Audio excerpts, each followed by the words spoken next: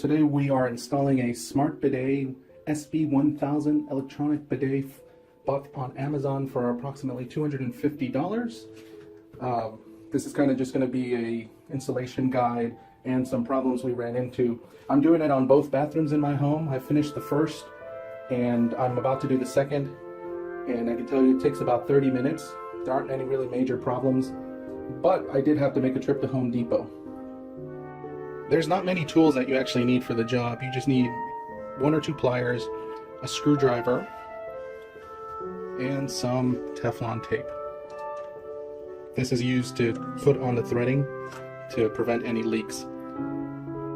The first thing you have to do is turn off the main water line to your bathroom. Just turn that knob there and put something at the bottom, some sort of tray to capture the water that's going to fall out. And then also disconnect the toilet on the other end. The cable effectively looks like this. This is the piece that was connected to the line. This is the piece that was connected to the toilet. So the only issue we had installing this is that they provide you a 1/2 to 3/8 converter, but it's for fine threading. It's hard to tell, it's hard to see it, but that's fine threading. Unfortunately, my input line is coarse threading. So I had to make a trip down to Home Depot to buy this item. And you can get this in the plumbing aisle. And this is coarse threading. And on the other end, here's how it comes. It's supposed to be for a compression line. So you can just take off the top. And then this part is a 1-to-1 replacement for this. Removing your toilet seat is very easy. You just kind of unscrew, go underneath, there's usually some sort of nut, and just unscrew. You can also just do it from the bottom by pulling off the nut, and then repeat it for the other side, which I already did. And the seat will just pop off. I'm not going to do it quite yet because I'm using it as a desk.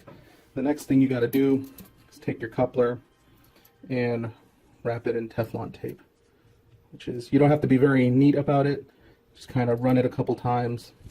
Just make sure it's tight, and then I usually just pull it off right there at the end.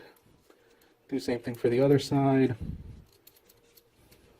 The only thing to be careful is this thing has a washer inside here, and it kept popping off. Okay, so both sides have it. Same thing with this thing that's going to go on the main line. And it's also important not to assemble this before attaching it. You can, but I prefer to attach this guy first to the main line. We're all good there. So it was very hard to get the Teflon tape in that area. They do have some gels or paste that you can use instead. It just makes it a lot harder on the other end when you plan to remove it. So first, also wear gloves. Although this is clean water coming out of here, I always prefer to just wear gloves for most of my plumbing jobs, just in case. So just hand tighten this first, and then you want to grab your clamps and give it a 1/4 turn. It's really hard here, so I'm using the smaller clamps.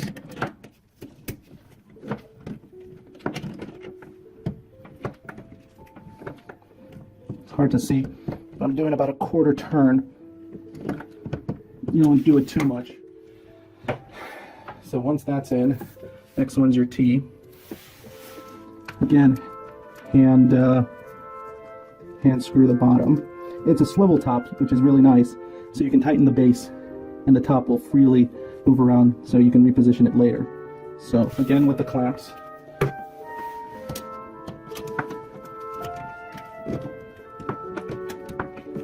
About a 1/4 turn.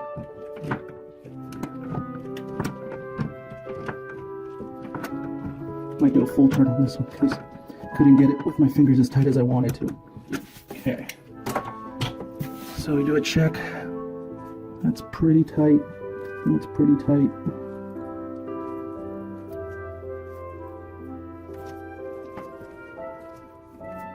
Just repositioning it to where I want. Okay, next comes the cables.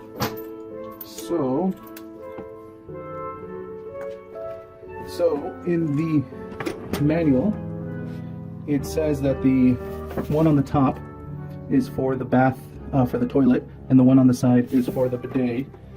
So I'm going to start with the one on the side. So in the manual, it says that the cable on the side is for the bidet. So that's what I've installed here on the side.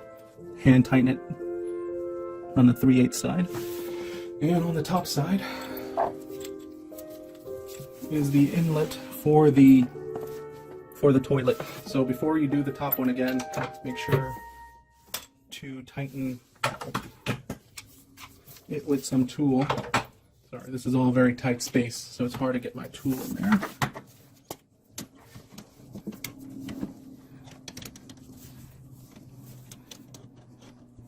Okay, a couple turns in there. It's tight. Now you hand tighten top, and then come in with the tool again and finish it off. And that's it for this section. Then this goes, it'll be very hard to see this. This end goes right underneath your toilet here. There's an intake for it.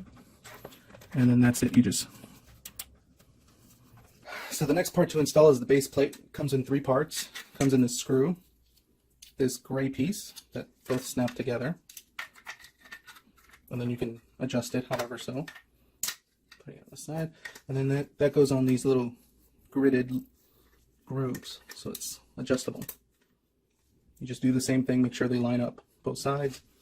Then with the arrows pointed backwards, put it in your hole.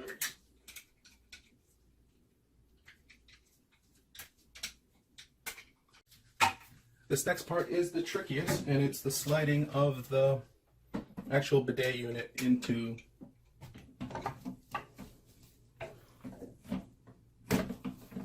so it takes 2 people or 1 Jesse to slide it in. So you gotta hear a snap. Okay, now we have to attach the toilet seat to the toilet, or the bidet to the toilet. So you kind of just have to put this in like this. This is the threaded end. You hold this. It's the threaded end. It's rubber, and you just kind of find the hole underneath.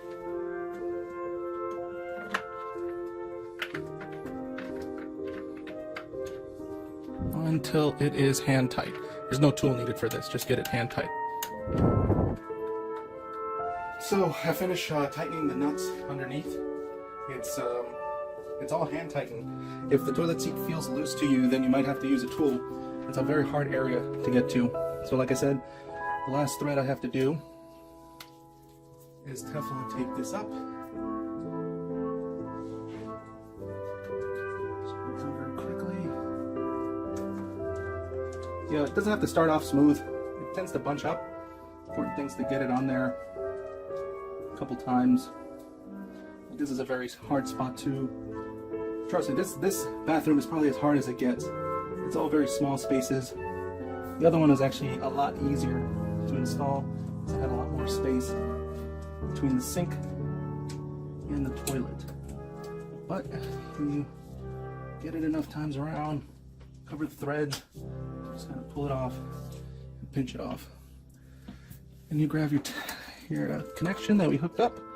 And again, I'm going to hand tighten this. Everything's plastic here. This connection's plastic, which I wish it was metal. So I'm a bit afraid to use the tool on it, so I'm not going to, unless there's a leak. So, if I did everything right, I am now going to turn on that water.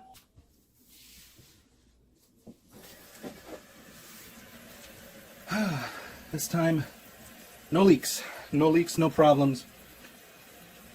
I think we are all good this time. So, all that remains is plugging it in. So I just plugged it in. Light came on. And I think we're good to go.